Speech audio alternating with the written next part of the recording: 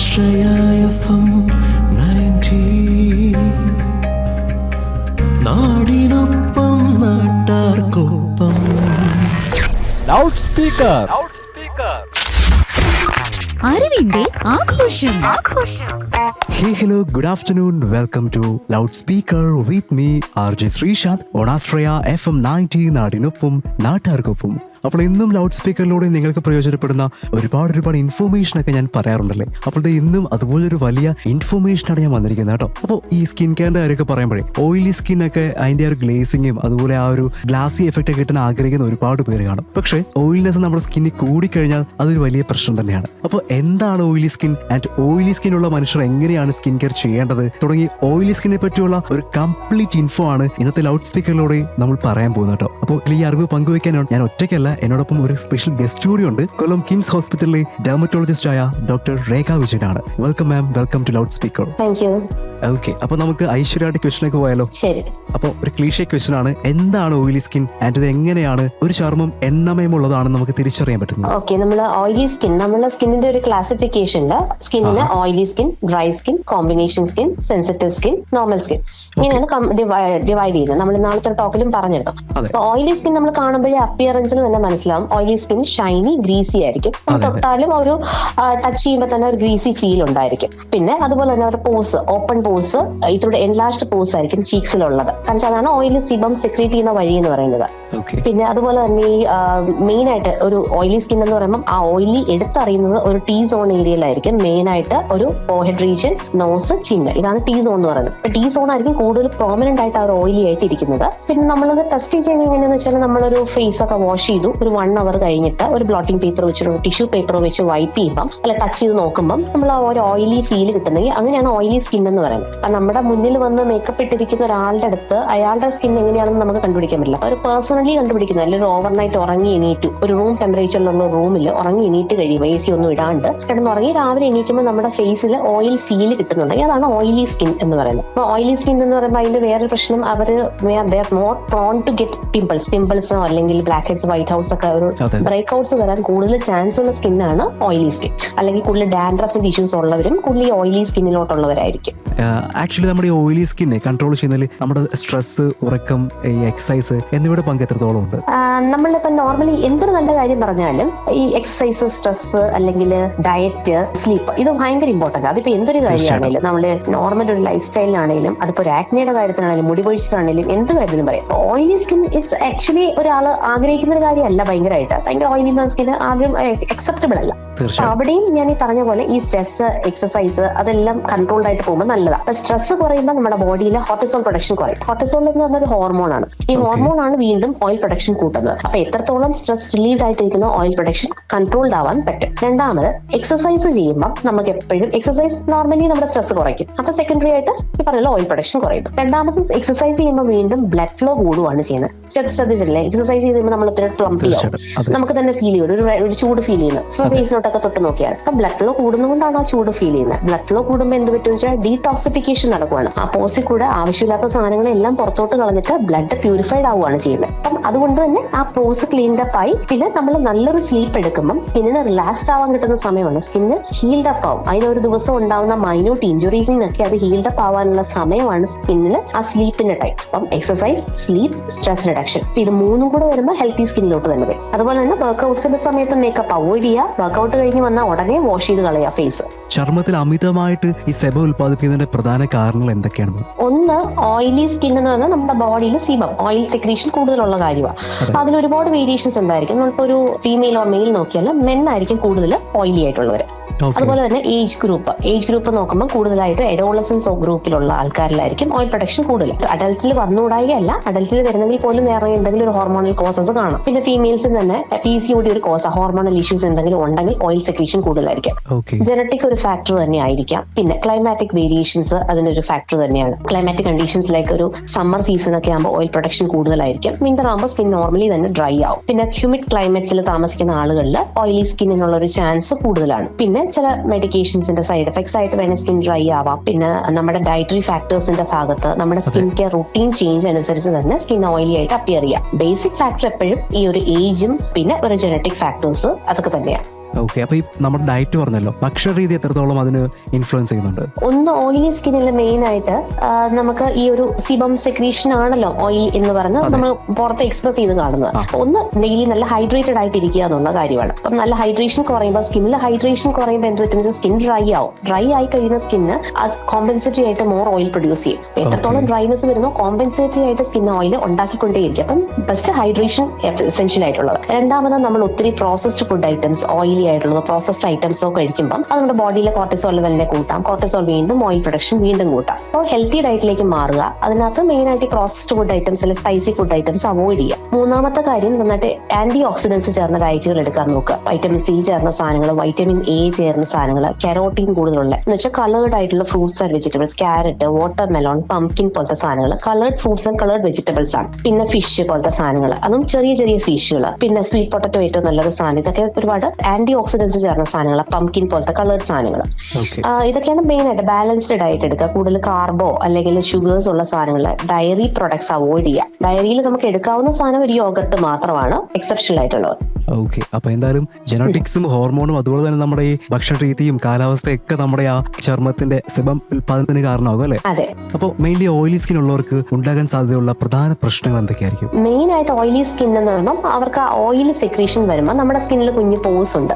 ഈ pose open ആവും. അതാണ് നമ്മുടെ സെബേഷ്യസ് ഗ്രന്ഥികളുടെ ഓപ്പണിങ്സ് ആണ്. അത് പുറത്തേക്ക് ഓപ്പൺ ചെയ്യുന്നത്. അത് ക്ലോഗ്ഡ് ആയി അത് അടഞ്ഞു പോകുമ്പോഴത്തേക്കും വീണ്ടും അകത്ത് ഒരു ഇൻഫ്ലമേഷൻ സ്റ്റാർട്ട് ചെയ്യുന്നു. ബ്രേക്ക് ഔട്ട്സ്, പിമ്പിൾസ് ആയിട്ട് ബ്രേക്ക് ഔട്ട്സ് വരുന്നു. അപ്പൊ ആക്നെ പ്രോൺ ആയിട്ടായിരിക്കും ഓയിലി സ്കിൻ ഉള്ളവർക്ക്. രണ്ടാമത് ഈ ഓയിലി സ്കിന്നുകളുടെ വലിയൊരു പ്രശ്നം എന്ന് വെച്ചാൽ അവർക്ക് മേക്കപ്സ് പെട്ടെന്ന് വെയർ ഓഫ് ചെയ്തു പോകും. പെട്ടെന്ന് അവർ ഇരിക്കത്തില്ല, സെറ്റായിട്ട് ഇരിക്കത്തില്ല എന്നുള്ളത് രണ്ടാമത്തെ കാര്യം. മൂന്നാമത്തെ ഒരു പ്രശ്നം, ഈ ഓയിലി സ്കിൻ ഫേസിൽ ഓയിലി ആണെങ്കിൽ നോർമലി അവരുടെ സ്കാൽപ്പ് ഓയിലി ആയിരിക്കും. They are more prone to get dandruff. Dandruff എപ്പോഴും ഒരു ഫംഗൽ കോളനൈസേഷൻ ആണ്. അപ്പൊ അവര് മോർ ചാൻസ് ഓഫ് ഡാൻഡ്രഫ് ഉണ്ട്. നാലാമത് ഇവർക്ക് നോർമലി എന്ന് പറഞ്ഞാൽ ഒരു ഗ്രീസി അപ്പിയറൻസ്, ഒരു ഡേർട്ടി അപ്പിയറൻസ് ഫീൽ കൂടുതലായിട്ടും ഉണ്ട്. നമ്മൾ ഡർട്ടിലോട്ടോ പോകുമ്പോൾ ഈ ഡർട്ട് എല്ലാം കൂടെ ഫേസിലോട്ട് ഒട്ടിപ്പിടിക്കുക, ആ ഒരു ഡേർട്ടി ഗ്രീസി അപ്പിയറൻസും അത് നമുക്ക് നമ്മുടെ കോൺഫിഡൻസിനെ ബാധിക്കുന്ന ഒരു ഇഷ്യൂ ആവും. അതാണ് മെയിൻ ആയിട്ട് ഓയിലി സ്കിന്നുകാർ ഫേസ് ചെയ്യുന്ന കുറച്ച് ഇഷ്യൂസ്. അതിനെ ഒന്ന് ക്ലീൻ ചെയ്യുന്നതോ അല്ലെങ്കിൽ നമുക്കത് കൺട്രോൾ ചെയ്ത് കൊണ്ടുപോകാനുള്ള ബുദ്ധിമുട്ടുകൾ. തീർച്ചയായിട്ടും. അപ്പൊ എന്റെ ഒരു ഫ്രണ്ട് ഉണ്ടായിരുന്നു, പുള്ളിക്കാരി ഇപ്പം കോളേജ് പഠിക്കുമ്പോൾ എപ്പോഴും രാവിലെ കോളേജ് വരുമ്പോൾ ഈ ഒരു ഫുൾ ഗ്ലേസിനെസ് ആയിരിക്കും മുഖത്ത്. അത് കുറച്ചേരം കഴിയുമ്പോൾ ഓവറായിട്ട് ആ ഒരു നമുക്ക് അറിയാൻ പറ്റും ഇങ്ങനെ അവർ ബുദ്ധിമുട്ടുന്ന അവർ തന്നെ. പക്ഷെ അവരുടെ ഒരു ബുദ്ധിമുട്ടെന്ന് വെച്ചാൽ എപ്പോഴും വൈപ്പ് ചെയ്തുകൊണ്ടേ ഇരിക്കണം. ബട്ട് ഇതിനകത്തെല്ലാം ഒരു അഡ്വാൻറ്റേജ് ഉണ്ട്. ഇവർക്ക് ഏജിങ് വളരെ ലേറ്റ് ആയിട്ടായിരിക്കും. ഇവരുടെ സ്കിന്നി ഗ്രീസി ആയിട്ടിരിക്കുന്നതുകൊണ്ട് അവർക്ക് പെട്ടെന്ന് ചുളിവുകളൊന്നും വരാനുള്ള ഒരു ചാൻസ് കുറവാണ്. അഡ്വാൻറ്റേജും ആണല്ലേ? അഡ്വാൻറ്റേജും ഉണ്ട്, പക്ഷെ അത് ലേറ്റ് സ്റ്റേജിൽ അഡ്വാൻറ്റേജ് വരുള്ളൂ. ഓയിലി സ്കിൻ ആയിട്ടുള്ള അടിസ്ഥാന സ്കിൻ കെയർ റൂട്ടീൻസ് എങ്ങനെയായിരിക്കണം? ക്ലെൻസിങ്, ടോണിങ്, മോയ്സ്ചറൈസിംഗ് ഒക്കെ. സ്കിൻ കെയർ റൂട്ടീനിൽ എല്ലാവരിലും പറയുന്നത് സെയിം തന്നെയാണ്. നോർമലി പറഞ്ഞ പോലെ ക്ലെൻസർ ആയിരിക്കാം, അല്ലെങ്കിൽ മോയ്സ്ചറൈസർ, സൺസ്ക്രീന്, പിന്നെ ഒരു ടോണർ. എന്ന് വെച്ചാൽ നോർമലി അത് നമ്മളൊരു ഓയിൽ പ്രൊഡക്ഷനെ റെഗുലേറ്റ് ചെയ്യുന്ന സാധനമാണ് ടോണർ. ഓയിലി സ്കിൻ ഉള്ള ഒരാൾ ടോണറിനും കൂടെ in between cleanser and moisturiser use ചെയ്യുന്നത് ബെറ്റർ ആയിരിക്കും. അപ്പൊ ക്ലെൻസേഴ്സ് പറയുമ്പോൾ നമ്മൾ എപ്പോഴും ഒരു exfoliating cleanser, salicylic acid, oily control ചെയ്യുന്ന ക്ലെൻസേഴ്സ് യൂസ് ചെയ്യുന്നതായിരിക്കും നല്ലത്. രണ്ടാമതായിട്ട് മോയ്സ്ചറൈസർ, ഓയിലി സ്കിൻ ഉള്ളവർക്ക് ജെൽ ബേസ്ഡ് ക്രീമി മോയ്സ്ചറൈസേഴ്സ് ആയിരിക്കും നല്ലത്. പിന്നെ സൺസ്ക്രീൻസ്, എപ്പോഴും ഒരു ഹൈ SPF ഉള്ള സൺസ്ക്രീൻ നല്ലതാണ്. എല്ലാം ലൈറ്റ് വെയിറ്റ് ആയിട്ടുള്ള സാധനങ്ങളായിരിക്കും, ഒത്തിരി തിക്ക് ആയിട്ടുള്ള സാധനങ്ങളല്ല, ജെൽ ബേസ്ഡ് ആയിട്ടുള്ള സൺസ്ക്രീൻസ് ആയിരിക്കും നല്ലത്. അങ്ങനെയാകുമ്പോൾ സൺസ്ക്രീൻ ഇടുമ്പോൾ നമ്മൾ കൂടുതലും ഈ പറഞ്ഞ പോലെ ഒരുപാട് ഡീഹൈഡ്രേറ്റഡ് ആവുന്നില്ല, ഒരുപാട് സണ്ണിലെ ഒരു പ്രശ്നം വരുന്നില്ല. ഡീഹൈഡ്രേറ്റഡ് ആവാത്തതുകൊണ്ട് തന്നെ സ്കിന്നിൽ ഓവറായിട്ട് ഒരു oil production, secondary to dryness വരുന്ന ഓയിലിന്റെ സെക്കൻഡറി ആയിട്ടുള്ള എക്സ്ട്രാ ഓയിൽ പ്രൊഡക്ഷൻ വരുന്നില്ല. ഇതാണ് ബേസിക് ഒരു സ്കിൻ കെയർ റൂട്ടീൻ പറയുന്നത്. പിന്നെ കൂട്ടത്തിൽ ഇൻ ബിറ്റ്വീൻ ആയിട്ടുള്ള നമുക്ക് ടോണർ യൂസ് ചെയ്യാം. അതൊരു എസെൻഷ്യൽ ആയിട്ട് പറയുന്ന കാര്യമൊന്നല്ല. പിന്നെ സപ്ലിമെന്റ്സ് ആയിട്ട് നമുക്ക് ആന്റി ഓക്സിഡൻസ് എടുത്തു തുടങ്ങാം. അപ്പൊ നമ്മൾ നോക്കുകയാണെങ്കിൽ നമ്മൾ പ്രൊഡക്ട്സ് യൂസ് ചെയ്യുമ്പോഴേ ഇപ്പം ഓരോ സ്കിൻ ടൈപ്പിനുള്ള പ്രൊഡക്ട്സ് ഉണ്ടല്ലോ, ഓയിലി സ്കിന്നിന് കോമ്പിനേഷന്. ആൾക്കാർ ഈ ടൈപ്പ് നോക്കാതെ ഇപ്പം ഈ ഒരു ഓയിലി സ്കിൻ ഒക്കെ ഉള്ളവർ ഈ സൺസ്ക്രീൻ ഒക്കെ ചൂസ് ചെയ്യുമ്പോൾ മേ ബി അവർക്ക് ആ ഒരു ഓയിൽ പ്രൊഡക്ഷൻ മേ ബി അത് കൂടുതലായേക്കാം അല്ലേ? നമ്മളെപ്പോഴും സ്കിൻ ടൈപ്പ് നോക്കിയിട്ടാണ് സൺസ്ക്രീൻ എപ്പോഴും സെലക്ട് ചെയ്യുന്നത്. അപ്പം നമ്മൾ നല്ലൊരു ഓയിലി സ്കിൻ ഉള്ളവരാണെങ്കിൽ നമ്മൾ അവരോട് ഒരു ജെൽ ബേസ്ഡ് സൺസ്ക്രീൻ യൂസ് ചെയ്യാൻ പറ്റും. അല്ലെങ്കിൽ ഇപ്പൊ hydrate and moisturiser cum sunscreen ചേർന്ന സാധനങ്ങൾ വരുന്നുണ്ട്. ഹൈഡ്രേഷൻ കൂടെ നിലനിൽക്കും. ഡ്രൈ സ്കിൻ ഉള്ളവർക്ക് അത് കൊടുക്കാൻ പറ്റും. പിന്നെ നമ്മളെപ്പോഴും ഇപ്പൊ ഒരു ക്രീമി ബേസ്ഡ് സൺസ്ക്രീന് ഡ്രൈ സ്കിൻ ഉള്ളവർക്കും ജെൽ ബേസ്ഡ് ഓയിലി സ്കിൻ ഉള്ളവർക്കുമാണ് കൊടുക്കാറ് കൂടുതലും. അപ്പം നമ്മുടെ സ്കിൻ ടൈപ്പ് അനുസരിച്ച് യൂസ് ചെയ്യുന്ന സൺസ്ക്രീൻ ഡിഫർ ചെയ്യും. ഓയിലി സ്കിന്നിൽ ഡിഫറെന്റ് ടൈപ്പ് ഓഫ് സൺസ്ക്രീൻ, എപ്പോഴും ലൈറ്റ് വെയിറ്റ് ആയിട്ടുള്ള സൺസ്ക്രീൻ ആയിരിക്കും നല്ലത്. ഓയിലി സ്കിൻ ഉള്ളവർക്ക് മോയ്സ്ചറൈസർ ഉപയോഗിക്കണം എന്നതിനെ കുറിച്ചുള്ള ഡോക്ടറുടെ അഭിപ്രായം എന്താണ്? എങ്ങനെയുള്ള മോയ്സ്ചറൈസർ ആണ് പ്രധാനമായിട്ടും നമ്മൾ ചൂസ് ചെയ്യേണ്ടത്? അപ്പം പൊതുവേ ഒരു കൺസെപ്റ്റ് എന്താണെന്ന് വെച്ചാൽ, നമുക്ക് വരുന്ന പേഷ്യൻസ് പറയുന്ന എന്റെ ഡോക്ടറെ എന്റെ സ്കിൻ ഓയിലി ആണ്, ഞാൻ മോയ്സ്ചറൈസർ യൂസ് ചെയ്യേണ്ട കാര്യമുണ്ടോ എന്നുള്ളത് കോമൺ ഒരു ക്വസ്റ്റ്യൻ ആണ്. പക്ഷെ മോയ്സ്ചറൈസർ എന്ന് പറഞ്ഞാൽ റൊട്ടീൻ ഒരു നോർമൽ ഒരു സാധനം, അത് ഓയിലി ആയാലും ഡ്രൈ ആയാലും യൂസ് ചെയ്യേണ്ട സാധനമാണ്. നമ്മൾ ഒരു ദിവസം മോയ്സ്ചറൈസർ സ്കിപ്പ് ചെയ്യുമ്പോൾ സംഭവിക്കുന്നതെന്ന് വെച്ചാൽ സ്കിപ്പ് ചെയ്യുമ്പോൾ ആ സ്കിൻ ഡ്രൈ ആവും, ഹൈഡ്രേഷൻ കുറയുന്നു. ഹൈഡ്രേഷൻ കുറയുമ്പോൾ എന്താണ്, കോമ്പൻസേറ്റീവ് ആയിട്ട് ബോഡി വീണ്ടും ഓയിൽ പ്രൊഡ്യൂസ് ചെയ്യുന്നു, വീണ്ടും പോസ് ക്ലോഗ് ചെയ്യുന്നു, വീണ്ടും ബ്രേക്ക് ഔട്ട്സ് വരാനുള്ള ചാൻസ് അവിടെ കൂടുവാണ്. അപ്പം മോയ്സ്ചറൈസർ ഒരു ഓയിലി സ്കിന്നിൽ യൂസ് ചെയ്യുമ്പോൾ ഉള്ള ഒരു ഗുണമെന്ന് വെച്ചാൽ ആ ഒരു ഹൈഡ്രേഷൻ കൂടുതലായിട്ട് നിൽക്കും, ആ ക്ലോഗിങ് ഇല്ലാണ്ട് ഹൈഡ്രേറ്റഡ് ആയിട്ട് നിൽക്കുക. പിന്നെ ടെക്സ്ചർ ഇംപ്രൂവ് ചെയ്യും, എപ്പോഴും സ്കിന്നിന്റെ ടെക്സ്ചർ ഇംപ്രൂവ് ചെയ്യും മോയ്സ്ചറൈസർ യൂസ് ചെയ്യുമ്പോൾ. പിന്നെ അതുപോലെ തന്നെ സ്കിന്നിന്റെ ബാരിയറിനെ എപ്പോഴും മെയിൻറ്റെയിൻ ചെയ്യാനാണല്ലോ മോയ്സ്ചറൈസർ ചെയ്യുന്നത്. സ്കിന്നിന്റെ ബാരിയറിനെ ഇന്റാക്ട് ആക്കി വെക്കുക. അതിപ്പോൾ ഓയിലി ആയാലും ഡ്രൈ ആയാലും സെയിം ഫംഗ്ഷൻ ആണ് അത് പെർഫോം ചെയ്യുന്നത്. ബേസിക്കലി എപ്പോഴും ഒരു സ്കിൻ കെയർ റൂട്ടീനിൽ നോർമലായിട്ട് തന്നെ ഇൻക്ലൂഡ് ചെയ്യുന്ന സാധനമാണ് moisturiser. Whether it is dry skin or oily skin, എപ്പോഴും മോയ്സ്ചറൈസർ വേണം. പക്ഷെ ഒരു ചെറിയ ഡിഫറൻസ് എന്താണെന്ന് വെച്ചാൽ എപ്പോഴും ഒരു ലൈറ്റ് വെയിറ്റ് ആയിട്ടുള്ള ജെൽ ബേസ്ഡ് മോയ്സ്ചറൈസേഴ്സ് ആയിരിക്കും ഓയിലി സ്കിന്നിൽ നല്ലത്. അതിൽ ഭയങ്കര തിക്ക് ആയിട്ടുള്ള സെറാമായിട്ടൊന്നും ചേർന്നല്ല, ഹൈലൂറോണിക് ആസിഡോ അല്ലെ നിയാസിനമൈഡ് പോലത്തെ സാധനങ്ങൾ മാത്രം ചേർന്ന മോയ്സ്ചറൈസേഴ്സ് ആയിരിക്കും ഓയിലി സ്കിന്നിൽ നല്ലത്. അപ്പോൾ നമ്മൾ ഹൈലൂറോണിക് ആസിഡോ അല്ലെങ്കിൽ നിയാസിനമൈഡ് കണ്ടന്റ് ഒക്കെ ഉള്ളത് മാക്സിമം യൂസ് ചെയ്യാൻ ശ്രമിക്കാം ഓയിലി സ്കിന്നുള്ള ആളുകളാവുമ്പോൾ. അതായിരിക്കും ബെറ്റർ എന്ന് പറയുന്നത്. കാരണം ഒരുപാട് വേറെ കണ്ടന്റ്സ് ഇപ്പൊ ഗ്ലിസറിൻ പോലത്തെ അതൊക്കെ തിക്ക് ആയിട്ടുള്ള സാധനങ്ങൾ, അതൊക്കെ എന്ന് വെച്ചാൽ ഡ്രൈ സ്കിന്നിന് ഒരു ഡീപ്പ് ഹൈഡ്രേഷൻ കൊടുക്കാനേ ഹെൽപ്പ് ചെയ്യത്തുള്ളൂ. അത് നമുക്ക് ഇവിടെ ആവശ്യമില്ല.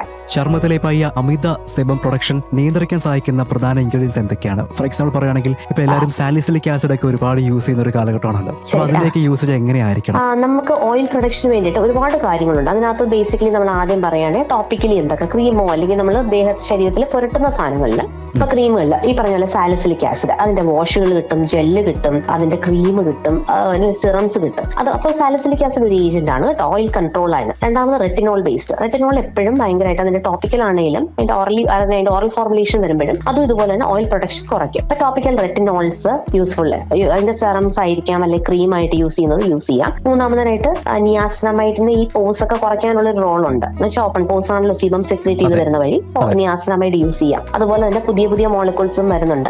പിന്നെ നമുക്ക് ഓറലി പറയുവാണ് വൈറ്റമിൻ സി, ഇതുപോലെ തന്നെ വൈറ്റമിൻ സി എന്ന് പറയുമ്പോൾ എപ്പോഴും ഒരു ആന്റി ഓക്സിഡന്റ് ആണ്, അത് ഹെൽപ്ഫുൾ ആയിരിക്കും.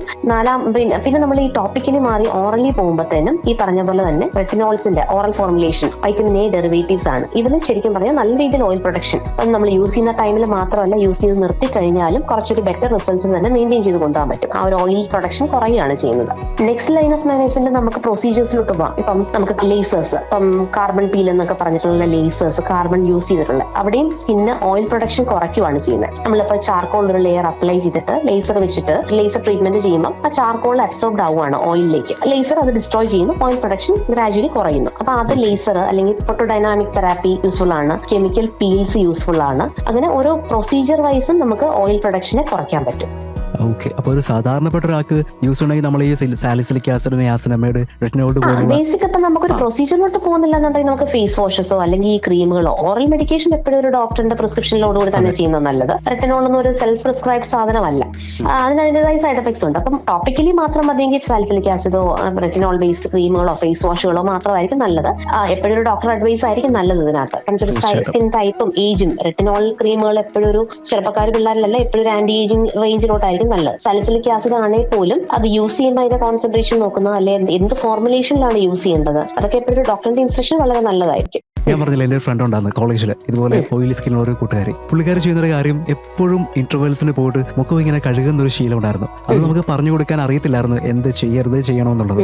അപ്പോൾ ആക്ച്വലി ഓയിലി സ്കിന്നുള്ള ഒരു സാധാരണ ചെയ്യുന്ന തെറ്റായ കാര്യങ്ങൾ എന്തൊക്കെയാണ്? ഒന്ന്, ഓയിലി സ്കിന്നുകാർക്ക് ഞാൻ പറഞ്ഞില്ലേ, അതൊരു വല്ലാത്തൊരു ഇൻഹിബിഷൻ, ഒരു കോംപ്ലക്സ് ആയിരിക്കും. എപ്പോഴും ഓയിലി വന്നിരിക്കുന്നു, ഗ്രീസി അപ്പിയറൻസ്, ഡർട്ടി ഫീൽ വരുന്നു. അപ്പൊ അവര് സ്വാഭാവികമായിട്ടും എപ്പോഴും വാഷ് ചെയ്യുമ്പം അത് കുറയും, അല്ലെങ്കിൽ വാഷ് ചെയ്യുമ്പോൾ തന്നെ ഓയിൽ പ്രൊഡക്ഷൻ കുറയും എന്നുള്ളൊരു ചിന്തയിലായിരിക്കും ഈ റിപ്പീറ്റഡ്ലി ഫേസ് വാഷ് ഇട്ട് വാഷ് ചെയ്യുക. ഓരോ തവണ റിപ്പീറ്റഡ്ലി സാലിസിലിക് ആസിഡ് പോലത്തെ സാധനങ്ങൾ യൂസ് ചെയ്യുമ്പോൾ അല്ലെങ്കിൽ എന്തെങ്കിലും ഒരു ഫേസ് വാഷ് ആവട്ടെ, അത് എപ്പോഴും ഓയിലിനെ കുറയ്ക്കുകയാണ്, വീണ്ടും ഹൈഡ്രേഷൻ കുറഞ്ഞുകൊണ്ടിരിക്കുകയാണ്. എത്രത്തോളം ഹൈഡ്രേഷൻ കുറയുന്നോ കോമ്പൻസേറ്ററി ആയിട്ട് ഡബിൾ ടൈം വീണ്ടും സ്കിന്ന് ഇരട്ടിയായിട്ട് ബോഡി വീണ്ടും ഓയിൽ ഉണ്ടാക്കിക്കൊണ്ടേയിരിക്കും. അപ്പൊ വീണ്ടും എണ്ണമയം കൂടുകയാണ് ചെയ്യുന്നത്. അപ്പൊ അതിലൊരു വലിയ അഡ്വാൻറ്റേജ് ഇല്ല. അപ്പൊ ഓരോ തവണ റിപ്പീറ്റഡ്ലി ഫേസ് വാഷ് ചെയ്യുന്ന സമയങ്ങളിൽ നമ്മുടെ ബോഡിയിൽ നോർമലി ഉള്ളൊരു ആവശ്യമുള്ളൊരു സ്കിന്നിലെ ഓയിലിനെസ് കൂടെ പോവുകയാണ്. അപ്പൊ ഈ ഓയിലി സ്കിൻ ഉള്ളവർ ഒഴിവാക്കേണ്ട എന്തെങ്കിലും പ്രത്യേകം ഭക്ഷണമോ മേക്കപ്പ് പ്രോഡക്ട്സ് എന്തെങ്കിലും ഉണ്ടോ? ഇപ്പൊ ഫുഡിലുള്ള കാര്യങ്ങളാണെങ്കിൽ മെയിൻ ആയിട്ട് ഞാൻ നേരത്തെ പറഞ്ഞു, ഡയറി പ്രൊഡക്ട്സ് അല്ലെ ഒത്തിരി പ്രോസസ്ഡ് ഫുഡ്, ഓയിലി ഫുഡ്, പിന്നെ ഇതുപോലെ തന്നെ ഹൈ കാർബോ അല്ലെ ഷുഗറോ ഒക്കെ ഉള്ള ഒരു ഡയറ്റ് എക്സ്ക്ലൂഡ് ചെയ്യുന്നത് നല്ലതായിരിക്കും. കംപ്ലീറ്റ്ലി അല്ല, അതിലൊരു ലിമിറ്റ് വെക്കുന്നത്. പിന്നെ എപ്പോഴും ഒരു ബാലൻസ്ഡ് ഡയറ്റിലേക്ക് പോവുക, എല്ലാം ഇൻക്ലൂഡ് ചെയ്തിട്ടുള്ള നോർമലി ബാലൻസ്ഡ് ഡയറ്റ്. എന്തുകൊണ്ടും ഹെൽത്തി എന്ന് കരുതുന്ന സാധനങ്ങൾ തന്നെയാണ് ഇപ്പൊ സ്കിന്നിന്റെ കാര്യത്തിൽ ഹെൽത്തി ആയിട്ട് നിൽക്കുന്നത്. പിന്നെ ഒരുപാട് ഹൈഡ്രേറ്റഡ് ആയിട്ടിരിക്കാൻ വെള്ളമുള്ള സാധനങ്ങൾ, വെള്ളമുള്ള പച്ചക്കറികൾ, വെള്ളമുള്ള ഫ്രൂട്ട്സ്. അതിലിപ്പം തണ്ണിമത്തനായാലും അല്ലെങ്കിൽ വാട്ടർ കണ്ടന്റ് കൂടിയിട്ടുള്ള ഏത് ടൈപ്പ് ഓഫ് ഫ്രൂട്ട്സ് വേണമെങ്കിലും യൂസ് ചെയ്യാം. പ്രത്യേകിച്ച് വൈറ്റമിൻ സി ചേർന്ന് അല്ലെങ്കിൽ ആന്റി ഓക്സിഡൻസ് ചേർന്ന ഫ്രൂട്ട്സ് കൂടുതലായിട്ട് യൂസ് ചെയ്യാം. ലെമൺ, ഓറഞ്ച്, ആ വക സാധനങ്ങൾ. വെജിറ്റബിൾസിലാണെങ്കിൽ പോലും വാട്ടർ കണ്ടന്റ് കൂടുതലുള്ള ബീൻസ് അല്ലെങ്കിൽ കുക്കുംബർ പോലത്തെ സാധനങ്ങൾ അതൊക്കെ യൂസ് ചെയ്യുന്നത് കൂടുതൽ ബെറ്റർ ആയിരിക്കും. പിന്നെ ആന്റി ഓക്സിഡന്റ് റിച്ച് ആയിട്ടുള്ള സാധനങ്ങൾ ഇപ്പൊ സപ്ലിമെന്റ്സ് ആയിട്ടാണെങ്കിൽ പോലും ആന്റി ഓക്സിഡൻസ് എടുക്കാൻ നോക്കുക. ഇതൊക്കെയാണ് ഡയറ്റിൽ മെയിൻ ആയിട്ട് ശ്രദ്ധിക്കേണ്ട കാര്യങ്ങൾ. പിന്നെ നമ്മൾ യൂസ് ചെയ്യുന്ന പ്രൊഡക്ട്സ്, ഇപ്പൊ ഓയിലി സ്കിന്നുള്ള ആളുകൾ ഒരുപാട് അഗ്രസീവ് പ്രൊഡക്ട്സ്, ഇപ്പൊ കോമ്പാക്ട്, ഫൗണ്ടേഷൻ ഇതെല്ലാം കൂടി ഇടാതിരിക്കാൻ നോക്കുക. ഒന്നാമത് പോസ് ഉണ്ട്, വലുതാണ്, അതിനകത്തോട്ട് വീണ്ടും അത് ക്ലോഗ്ഡ് ആവാൻ നോക്കുക. അപ്പം ഇൻ കേസ് നമ്മൾ പ്രൊഡക്റ്റ് യൂസ് ചെയ്യുമ്പോൾ ഔട്ട്സൈഡ് പ്രൊഡക്റ്റ് അല്ലെങ്കിൽ കോസ്മെറ്റിക് റേഞ്ചിലുള്ള സാധനങ്ങളാണ് എടുക്കുന്നതെങ്കിൽ നോൺ കോമറ്റോജനിക് ആയിട്ടുള്ള വാട്ടർ ബേസ്ഡ് സാധനങ്ങൾ യൂസ് ചെയ്യാൻ നോക്കുക. ഒന്നാമതേ സ്കിൻ ഓയിലി ആയിട്ടുള്ള ഓയിലി ബേസ്ഡ് സാധനങ്ങൾ യൂസ് ചെയ്യാണ്ട് വാട്ടർ ബേസ്ഡ് ഈസിലി വാഷബിൾ ആയിട്ടുള്ള സാധനങ്ങൾ മാത്രം യൂസ് ചെയ്യാൻ നോക്കുക. അതാണ് മെയിൻ ആയിട്ട് കോസ്മെറ്റിക്സിലും കാര്യങ്ങൾ യൂസ് ചെയ്യേണ്ടത്. ഓവർ ഹൈഡ്രേഷൻ വരുമ്പോൾ ഓയിലി ആവുമല്ല, സ്കിൻ ഹൈഡ്രേറ്റഡ് ആയിട്ട് നിൽക്കുകയാണ് ചെയ്യുന്നത്. അതാണ് നല്ലത്. അത് ഓയിലുമായിട്ട് ഒരു ബന്ധവുമില്ല. അത് ഓയിലിനെ റിമൂവ് ചെയ്ത് കളയും എന്നുള്ളത് മാത്രമേ ഉള്ളൂ. അതിന് ആ ഓയിലിനെ ഡൈല്യൂട്ട് ചെയ്ത് കളയുക. നമ്മൾ നേരത്തെ പറഞ്ഞു ഓയിലി സ്കിൻ ഏജിങ്ങിന് ഇൻഫ്ലുവൻസ് ചെയ്യുന്നത് അല്ലേ? ഇത് ചിലർക്ക് ചുളിവുകൾ വരുന്നത് വൈകാന് ഇത് കാരണമാവും അല്ലേ? ഒന്ന് ഓയിലി സ്കിന്നില് ഞാൻ പറഞ്ഞല്ലോ ഒരുപാട് അഡ്വാൻറ്റേജ് ഉള്ളതെന്ന് വെച്ചാൽ അവർക്ക് ഏജിങ്ങിന്റെ ഫീച്ചേഴ്സ് പതുക്കെ വരത്തുള്ളൂ, ലേറ്റ് ആയിട്ട്. കാരണം ഓയിലി ആയിട്ടിരിക്കുകയാണ്, അവിടെ ഫൈൻ ലൈൻസോ റിങ്കിൾസോ വരാനുള്ള ഒരു ചാൻസ് കുറവായിരിക്കും. അപ്പം ഓയിലി സ്കിന്നിനുള്ള കാര്യം എന്ന് വെച്ചാൽ സിബം എന്ന് പറയുന്ന ഒരു സാധനം നാച്ചുറൽ മോയ്സ്ചറൈസിംഗ് ഫാക്ടർ തന്നെയാണ്. സിബം നമുക്ക് നോർമലി ഒരു മോയ്സ്ചറൈസിംഗ് കൊടുക്കുന്ന ഒരു സാധനം തന്നെയാണ്. അതുകൊണ്ട് തന്നെ ആ ഒരു ഡീഹൈഡ്രേഷന്റെ ഫീച്ചേഴ്സ് നോർമലി ആ ഒരു നോർമൽ ഓയിലി സ്കിന്നിൽ വരില്ല. അതുകൊണ്ട് തന്നെ ആ സ്കിന്നിന്റെ ഡീഹൈഡ്രേഷന്റെ സൈൻസ് ഒക്കെ ഗ്രാജുവലി വരുള്ളൂ, ലൈൻസ്, റിങ്കിൾസ് ഒക്കെ ഗ്രാജുവലി വരത്തുള്ളൂ. രണ്ടാമത്തെ കാര്യം, ഓയിൽ എപ്പോഴും ഒരു പ്രൊട്ടക്റ്റീവ് ബാരിയർ ആയിട്ടിരിക്കും. അപ്പം പുറത്തുനിന്നുള്ള അഗ്രസീവ് ഫാക്ടേഴ്സ്, നമ്മൾ ഈ പറഞ്ഞ പോലെ വെയിലിനോട്ടുള്ള എക്സ്പോഷർ ഒക്കെ വരുമ്പോഴും ഫോട്ടോ ഏജിങ്, വെയിലിനോട്ട് എക്സ്പോസ്ഡ് ആയിട്ടുള്ള ഏജിങ്ങിന്റെ ഫാക്ടേഴ്സ് വരാനുള്ള ഒരു ചാൻസും കുറവാണ് ഓയിലി സ്കിന്നിൽ. ഒരു പ്രൊട്ടക്റ്റീവ് ബാരിയർ ആയിട്ടിരിക്കുകയാണ്. മൂന്നാമത് തന്നെ ഈ ഓയിലി സ്കിന്നുകാർക്ക് ഒരു തിക്കായിട്ടുള്ള ലെയർ ആണ് തൊലിക്കകത്തുള്ളത്. അപ്പൊ അവിടെ തന്നെ നമുക്ക് ആ ഒരു ഇലാസ്റ്റിൻ, കട്ടി ലെയർ, കൊളാജൻ എന്ന് പറഞ്ഞ സാധനം ഇത്തിരി കൂടുതൽ അത് ഉള്ളത് കൊണ്ട് തന്നെ ഓയിലി സ്കിൻകാർക്ക് ഏജിങ് ലേറ്റ് ആയിട്ടേ വരത്തുള്ളൂ. നാലാമതായിട്ട് ഈ സിബം എന്ന് പറയുന്ന സാധനം ഒരു ഫാറ്റി ആസിഡ് ആണ്. അപ്പൊ അത് ശരിക്കും പറഞ്ഞാൽ നമ്മുടെ UV റേഡിയേഷനിൽ നിന്ന് ഒരു പ്രൊട്ടക്ഷൻ തരുവാണ് നമുക്ക് സ്കിന്നിൽ തന്നെ. അപ്പൊ ഓവറോൾ ഇതെല്ലാം കൂടെ ചേർന്നിട്ട് സൺലൈറ്റിൽ നിന്ന് ഉണ്ടാവുന്ന ഒരു ഫോട്ടോ ഏജിങ്ങിനെ അത് പ്രിവെന്റ് ചെയ്യും. അപ്പൊ നമുക്ക് ഏർലി ഏജിങ് വരുന്ന ഏർലി ഏജ് സൈൻസ് ഓഫ് ഏജിങ്ങിനെ അത് പെട്ടെന്ന് പ്രിവെന്റ് ചെയ്യും. നമുക്ക് പെട്ടെന്ന് ഏജ് ആവില്ല. അതുകൊണ്ടാണ് ഓയിലി സ്കിന്നുകാർ ഇച്ചിലൂടെ യങ് ആയിട്ടിരിക്കും. അവരൊരു ഏജിങ്ങിലോട്ട് പോകുമ്പോൾ അവർക്ക് അത് ബെറ്റർ ആയിരിക്കും. അപ്പൊ എന്തായാലും ഓയിലി സ്കിൻ ഒരുപാട് അഡ്വാൻറ്റേജസ് ഉണ്ട്, പക്ഷെ ഡിസഡ്വാൻറ്റേജും ഉണ്ട്. അഡ്വാൻറ്റേജും ഉണ്ട്, ഡിസഡ്വാൻറ്റേജും ഉണ്ട്. പക്ഷെ ഡിസഡ്വാൻറ്റേജിനെ നമുക്ക് കൺട്രോൾ ചെയ്ത് കൊണ്ടുവരാൻ പറ്റും. ഈ ഓയിലിനെ ഇല്ലാതാക്കുകയല്ല ചെയ്യുന്നത്. നമുക്ക് കിട്ടിയ ഓയിലി സ്കിന്നിനെ നല്ലതായിട്ട് കൊണ്ടുപോകാം, മാനേജ് ചെയ്ത് അതിനെ കൺട്രോൾ ചെയ്ത് കൊണ്ടുപോയി കഴിഞ്ഞാൽ ഓൾഡ് ഏജിൽ അപ്പിയറൻസ് ഓഫ് ഏജിങ്ങിനെ നമുക്ക് റിട്ടാർഡ് ചെയ്ത് വെക്കാൻ പറ്റും. അതെ. അപ്പൊ എന്തായാലും ഓയിലി സ്കിന്നിന് നമ്മൾ പറഞ്ഞ അഡ്വാൻറ്റേജ് ഉണ്ട്, പക്ഷെ അതിന്റെ ഒരുപാട് സ്കിന്നിൽ ഈ സെബം പ്രൊഡക്ഷൻ ആയി കഴിഞ്ഞു കഴിഞ്ഞാൽ അതിൽ നമുക്ക് ഒരുപാട് ഡിസഡ്വാൻറ്റേജ് നമ്മൾ ഏൽക്കേണ്ടി വരും അല്ലേ? തീർച്ചയായിട്ടും. അപ്പൊ എന്തായാലും നമ്മൾ ഇന്ന് ലൗഡ് സ്പീക്കറിലൂടെ എന്താണ് ഓയിലി സ്കിൻ ആൻഡ് ഓയിലി സ്കിന്നുള്ള മനുഷ്യർ എങ്ങനെയാണ് സ്കിൻ കെയർ ചെയ്യേണ്ടത് തുടങ്ങി ഓയിലി സ്കിന്നിനെ പറ്റി വളരെ വിശദമായിട്ട് കുറെ അധികം ഇൻഫർമേഷൻ പറഞ്ഞു. അപ്പൊ എന്തായാലും ഈ ഒരു അറിവുകൾ നമ്മളോട് പങ്കുവച്ചത് കൊല്ലം കിംസ് ഹോസ്പിറ്റലിലെ ഡെർമറ്റോളജിസ്റ്റ് ആയ ഡോക്ടർ രേഖ വിജയൻ മാം ആണ്. അപ്പൊ എന്തായാലും മാം ഒരുപാട് സന്തോഷം, ഒരുപാട് താങ്ക് യു ഈ ഒരു പ്രോഗ്രാമിലേക്ക് വന്നതിനും ആൻഡ് ഇത്രയധികം വിവരങ്ങൾ ഈ ചെറിയ സമയം കൊണ്ട് നമ്മളോട് ഷെയർ ചെയ്തതിനും. Thank you so much. Beauty conscious ആണോ നിങ്ങൾ? സ്കിൻ കെയർ, മേക്കപ്പ്, നാച്ചുറൽ ഹാക്കുകൾ എല്ലാം വളരെ എളുപ്പത്തിൽ അറിയണോ? എങ്കിൽ കേൾക്കാം beauty special loud speaker on every Thursday at 2 PM on Astray FM 90. Stay tuned.